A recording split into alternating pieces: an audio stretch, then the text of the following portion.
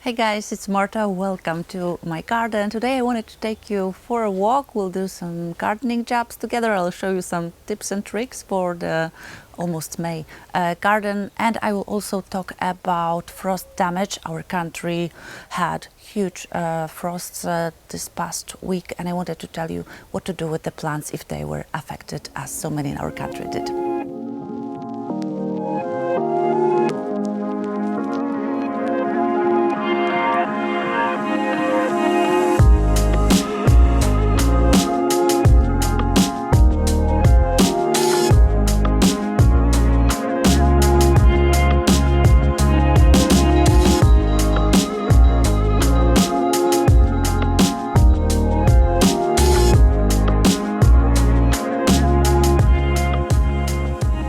We'll start here. I wanted to show you how my Salmon Van Eyck tulips look like, and also the black tulips started blooming, so I wanted to show you this combo.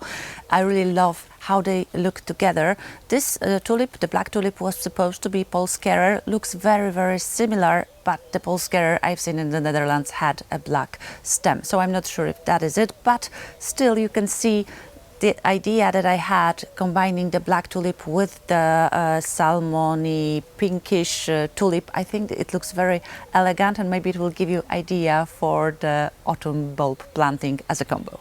So last week our country was hit by really huge frosts. Some part of the country were worse, like -8, -7. That is a lot, especially that we had so much vegetative growth because we had such warm February, and in March we had 27 degrees, so everything exploded with color, with new growth, and then hard frost hit. So a lot of gardens in Poland are seeing like trees that have totally black leaves, everything has dropped, looks terrible. So I was doing an episode for my Polish channel where I was talking what you can do with the plants that were hit with the frost. Our garden, as you can see here with the box, was hit lightly. It was -1, but still we are so much forward than we usually are, like 3 weeks forward, that the plants suffered. So we had waves of frosts that touched, like you can see here, this totally new vulnerable growth on my box. This part was not affected, so you can see how it touched it. And I was talking about what you can do for those plants that are affected. Frost is like stress to your plant, and depending if it lost all its leaves or it's just light damage like this one, you can do several things to help your plant in this situation. So first of all, you need to take your pruners out and don't be tempted to cut all that things that are dead. You need to let your plants recuperate, to have a moment and not stress it even more with pruning all that dead. When you're pruning, you are making wounds, and those wounds can be a gateway for the pathogens to get into your plant. So no pruning. We are observing our plants. We need to look if they are well hydrated and there is no other stressor around, and we can stimulate them, but not by fertilizing, but mostly I will using a thing that is called a biostimulator. In our country it's called Asahi. I will write it down for you in the description. I think it is also available in other countries. Another thing that you can do if you have leaves, because this is, you do a spray on the leaves. If you still have some leaves, this is when you use Asahi. If everything is dead, you need to do something that you'll be watering with a watering can. I'm using a thing called Goteo. It has a lot of phosphorus and potassium, so it is good for the root ball, for the plant to recuperate. And then I'm waiting, I'm being patient and letting the plant do its thing. Thankfully, our garden wasn't affected that much. We have some damage, but I think they will recuperate very fast. But I'm really crossing my fingers for those gardens in other parts of our country, because the pictures that I got were really horrid. Let me know in the comments if your country also has some strange events connected with the weather, because this year for us is like the craziest we've had. Of course, you can enjoy the warm weather earlier in the season, but then when you get those really big dips in temperature, the plants are also. We are surprised. I don't feel that well when the weather changes so much, and the plants, you can see they are like, what is happening? What is it? Is it summer? Is it spring? I don't know what to do. So hopefully the rest of the season will be more normal. I'm really crossing my fingers. Here, talking about something nice, you can also see how the tulips are looking after a very cold week, because this week was really, really cold. The color changed. They are more, this is also Salmon Van Eyck, so you can see that they are more pale in color, more pinkish, less of that vibrant salmon color.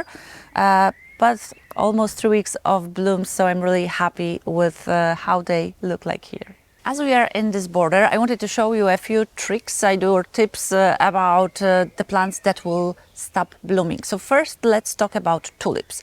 When your tulips stop blooming and they will be ready to set their seeds, you will see the petals will fall off, and then we'll need to remove the seed pod, so all of the energy is going to the bulb and not for the seed production. This is what we want. So you only need to remove at least part of the stem this is where the seeds are forming, and then let the leaves dry out. This process for tulips is quite important, so they are still getting the photosynthesis, the energy is going into the bulb. If you want your tulips to be the best you've ever had, it would be best to dig them out after all of the leaves dried out. So that would be probably somewhere in June. Then we dig them out, we take them to some dry place, let them dry, and then we look at all the bulbs, we take the biggest ones and we plant them again. In my garden, I have few thousand bulbs, so I don't do that. I just leave my tulips in the ground and they will repeat for me. Some of them won't. You will only see the leaves next year, but some of my tulips have been blooming for almost 7 years, so it is possible. But for the best results, it would be best to dig the bulbs out. Some of the tulips will be blooming, some of them are still in bud, so I'm having a really long period of blooms here. But you can also see those flowers. A lot of you asked what kind of flowers they are. They look like forget-me-nots, but they are not forget-me-nots. These are Brunneras. These are wonderful perennials that bloom very early in the season, so they are perfect companion for the tulips, and they are perfect for hiding those drying leaves, so I really love them. After they stop blooming, they will probably bloom for me for another week, hopefully. Then I will be removing those stems.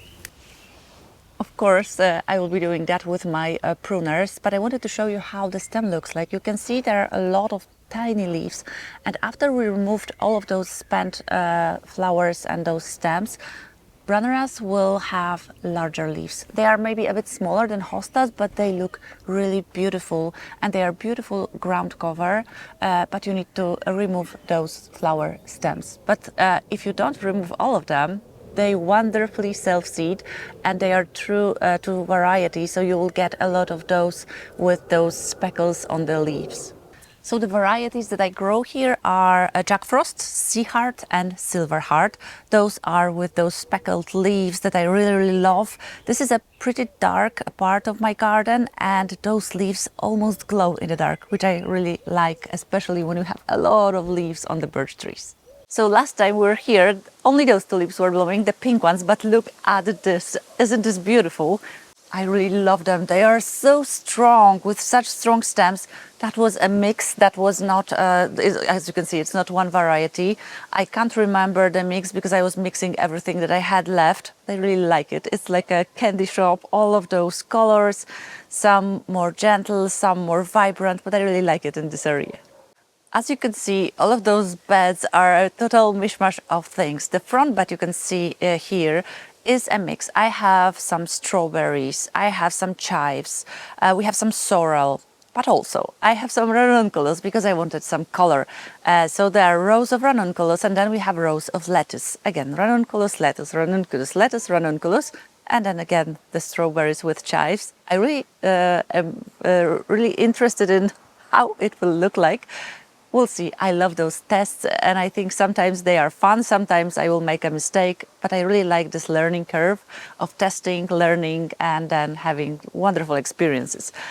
I wanted to come here because I wanted to show you what to do if your rhubarb starts blooming. I don't know how about you, but rhubarb crumble is one of my favorite things.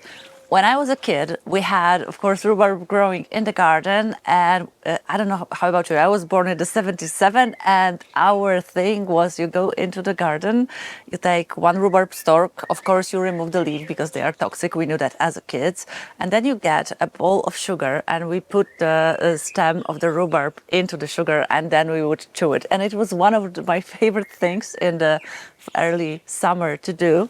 And then when I learned to cook and to bake, I started doing all of those crumbles. And rhubarb crumble or rhubarb tart is one of my favorite recipes to do in early summer. So I grow my own rhubarb plants. But rhubarb loves to bloom. And this is not good for the stems. When it starts to bloom, the energy goes into the blooming and you don't get strong stems. And this is what you want for your crumble. So this is definitely too late to be removing that. But we were away. We were in Portugal for a week. So I did not remove this one. I removed the one before we left. But you just go right back into the base. So like very, very low. It will be a hollow stem. You prune it with your pruners and see, this is how long it is, and it is a hollow thing. And you want to remove those flowers so you will get all the energy going into the stems. I can see some of them, they will be ready to harvest. Always remember that the leaves are poisonous to us, so remove them before you use the stalks. I will also have to clean them. I will show you how they look like. This is what comes out of our birch trees. We have this everywhere, so I really hate that about birches. All of that things they are throwing at us all year long. Okay, second flower out, but please remember, if you're removing them, it's best to look for them very early, on early stage, or remove them as soon as you can, and then you can enjoy all of those beautiful stems. I will show you what I have in my tiny greenhouse. All of those annuals arrived. So because we had such cold nights, all of my annuals are here. Everything is here, like coleus, supertunias, verbenas, and some savoas. Guys, I am so excited for the planting for the summer. I will be, of course, showing you that in the next videos. But as you can see, we have a lot to choose from. There will be even more. And I'm really excited for all of those pots. And also, I will be planting some in the ground. But that will be in the next videos. But I wanted to show you all of that color. May is a perfect time to stake your perennials. Why do we stake them?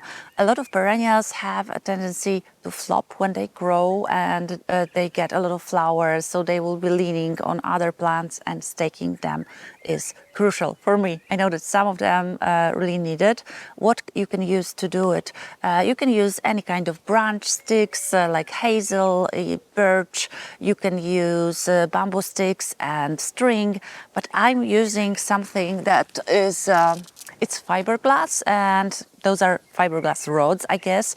You can bend them as you wish, and you just put those into the ground, and I can really see how much I need and what height I need of them. I'm using those also for my hydrangeas and sometimes for my perennials, so it is a good way for me to go, and because they are green, they are not seen from the border. Here I have my sweet rocket, and this is my biennial that I need to stake. They are growing really, really tall, and when they will get the flowers, they will lean to this part. This gets more sun, so they are always leaning this way. So I don't have to stake them from the way there, because they will never lean this way.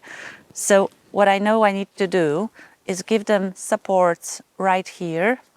And I will be just looking what height I will need. Let's start with one. I will just push one end here, and I know that I will need it to be, let's say, this height. So I will press this one into the ground.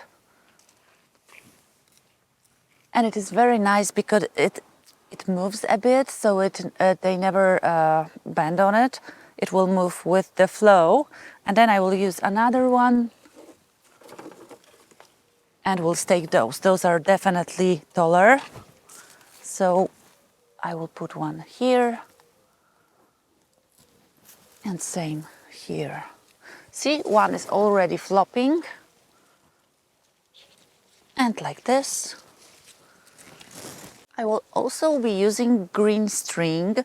I will just put it on the lower side, and then I will be looking each few days if everything is fine. Sometimes I will add a bamboo stick. Sometimes I did 4 bamboo sticks and then I did a crisscross of string. Everything works. You are making a corset for your plants, and what we need is for them to stand upright. Definitely some parts of the garden are more sunny, some are more shady. So, how that sounds like, but the plants are always going towards the sun. So you can see that behind me, you can see a wall, you can see some trees. So all of the plants in this border, they're always growing towards you. So this is what I need to do. I need to just calm them down and make them more upright so they are not shading plants just in front of them. For example, here I have some delphiniums and they would shade them. For my delphinium, I will be doing a teepee. So using 3 bamboo sticks or those fiberglass rods, I will make a teepee and then string, and this helps the delphinium to grow upwards, and the flower really needs staking because they will definitely flop. All of my experience tells me that flopping here is always inevitable, so I really need to work on this part. So hopefully that works for now. Another thing to do in the garden right now, I will be just looking where I'm walking, is pruning your plants. It will not be right now. Definitely best for the Chelsea chop, so this is the pruning of the perennials, to do them around the 20th of May. But in my country, everything has been growing so fast this year that we are 3 weeks forward than we usually are. So I'm really observing my plants, and probably I'll be doing the Chelsea chop a bit earlier, so maybe 10th of May. So what is Chelsea chop? I think it's one of my I think it's the favorite technique, gardening technique I do.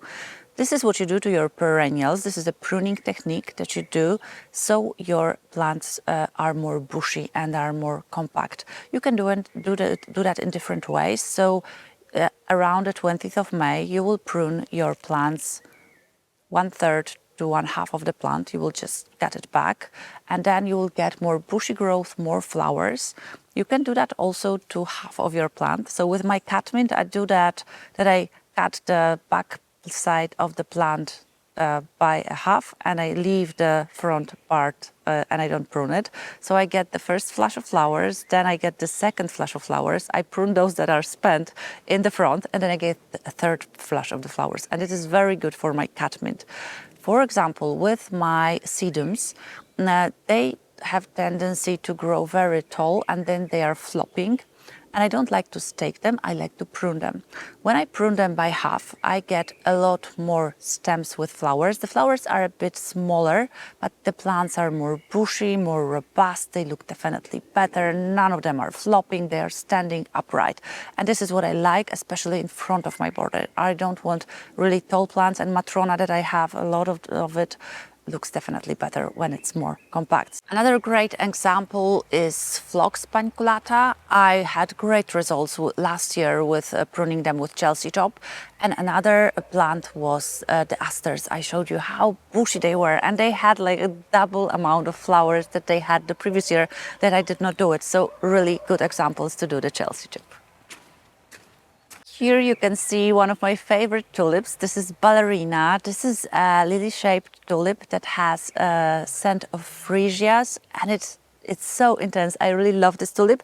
I planted those in the fall, but those in the back, the smaller ones, are the ones that have been here for 7 years. This is a perfect place for my tulips because it is always hot in the summer, never too wet, always on the dry side. So this is why I'm growing sedums here and salvias, and those tulips also love it. This is why I planted some more of the ballerinas, really beautiful variety. My salvias are growing so fast. This is the April night I showed you last year. I'm really hoping for a great show this year. But another job I've been doing already is tying my clematis to the obelisks. As you can see, here you can see some string. I'm using a string that is similar in color to the obelisk. For example, there I'm trying the green one, so it is not seen that much. Now you can see it a bit, but there will be more and more leaves, so we will not see it. This is why I'm doing this to the clematis, because they have tendrils. They will almost glue themselves to the obelisk, but when they have a lot of flowers and there is a lot of rain, there is a tendency for the whole thing to flop. So this is why I'm using the string, so I give it more support and they are more sturdy. We'll be having some beautiful clematis here. This one is called Mrs. Chomley, and this is early flowering clematis with beautiful blue flowers. They will look beautiful together with the iris, with the alliums. I really love this show, and with my sweet rocket that is white. Beautiful combination. And then we'll have here, this is Prince Charles, smaller flowers. This is the Viticella clematis, smaller, also purple flowers.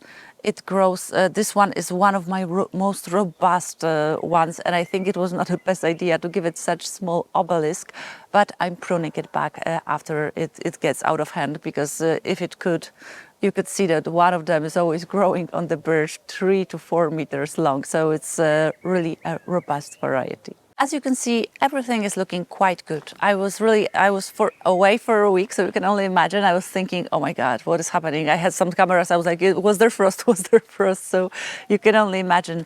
This is the plant I always get a lot of questions about. This is a euphorbia. I will write the name of this euphorbia in the, because I know it in Polish, but I will write it to you in English in the description box.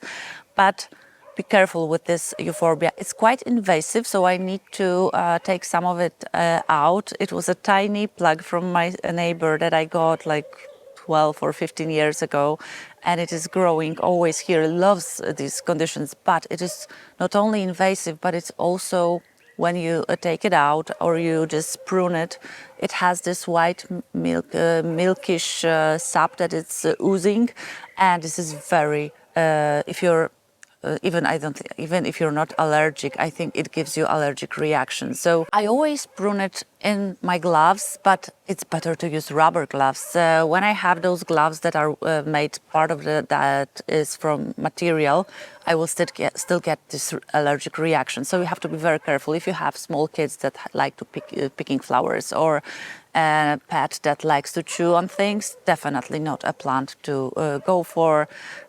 But beautiful, really. Those flowers in the spring, especially with those orange flowers, look really, really pretty. Okay guys, last thing before we finish, you asked to show you the bulb lasagnas I was planting in the fall. Let's see, and some of them are in more shady corners, so some of them are blooming, some of them are starting. Let's see. So as you can see, the bulb lasagna I was making in the video is that one. It is almost finishing. First we had the pink hyacinths, the ones that I had my own that I left to dry during the summer. Then we had tulips. They were planted in 2 layers. So first layer bloomed, then we had another one. They are almost spent, and I'm still waiting for the alliums. That was a really packed bulb lasagna.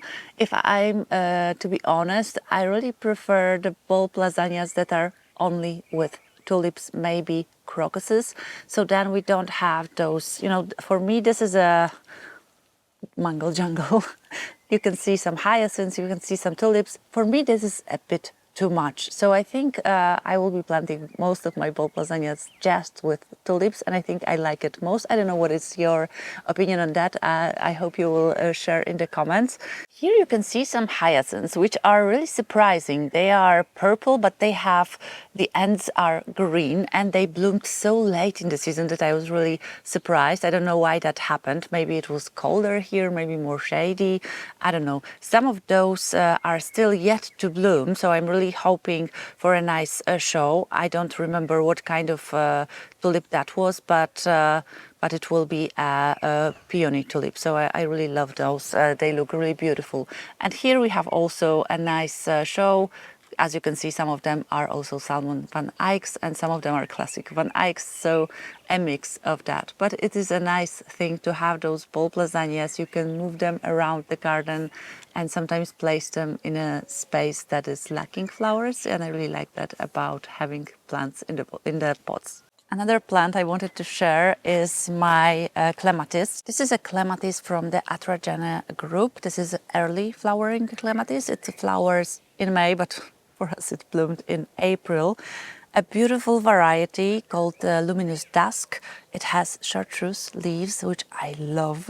And then you have those beautiful ballet skirts flowers, or ballet skirts flowers that are purple. You can also have them in different colors. I really loved that variety when I've seen it because of the chartreuse leaves. It really goes well here, especially that there you can see my bleeding hearts, that another perennial that blooms so early in the season, and it corresponds nicely with the color. Really love this one, and you don't prune it at all. You just let it be, and it really overwinters very well in our country. I think in the next video I'll be able to show you my rhododendrons. Some color can be seen, so only days and it's another heat wave is coming. We are supposed to have 25 or 26 degrees in a few days, definitely colder today, but I hope I will be showing you even more and more bloom. So I hope you'll join me in the next video. If you like today's video, please give it a thumbs up, consider subscribing, and we'll see you in the next one. Bye.